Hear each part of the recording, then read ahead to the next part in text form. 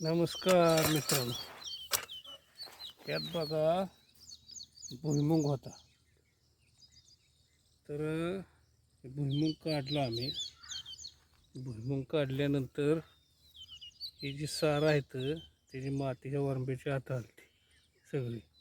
तर बघा मित्रांनो, हा जी वरंब आहे बघा, याची तिकून तर माती आत आली, हिकून तर ती आम्ही काय करायचं ठरवलं. ही जी आहे ना वरंब्याची माती थोडी अशी आत घ्यायची अशा, आणि सारा सगळा असा प्लेन होतो बघा.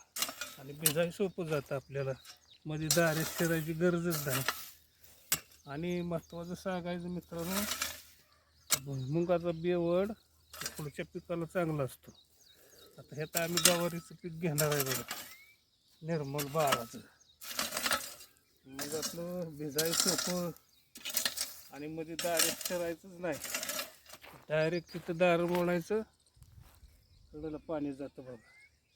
म्हणून हे असं जर आपण केलं तर हे आपल्या फायद्याचं आहे. या स्वच्छ सार होते, तर घाण गुण बी निघती.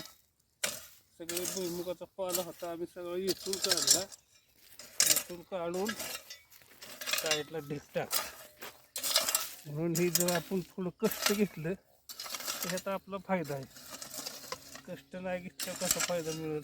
तर बघा, हे मी स्वच्छ सारं करतोय असं ओढून तोडून, म्हणजे आपल्याला कुठला त्रास होऊ नये. दारं मोडलं मध्ये दारात याची गरजच भासत नाही.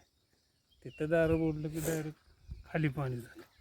म्हणून मित्रांनो, थोडं कष्ट घ्या. कष्ट घेतल्यावर त्याचा आपलाच फायदा आहे. तर नाही कष्ट घेतल्यावर कसा फायदा मिळेल? म्हणून बघा, हे आम्ही हे अशा पद्धतीने चालवतो. डबल मेहनतीला पैसे जातील, म्हणून आम्ही काय केलं, हेच सारं पुढच्या पिकाला वापरलं. ह्याची मेहनत जर करायची म्हणलं तर ह्याची मेहनत महागायत आहे. म्हणून आम्ही काय ठरवलं, भुईमुगाचा जे बेवड असतो तो पुढच्या पिकाला चांगलं, म्हणून ही सारं स्वच्छ करून आता ह्या गवारीची लागवड करून घेणार आहे. म्हणून बघा, हे अशा पद्धतीनं आपण केलं तर आपला फायदा त्यात 100% आहे. धन्यवाद.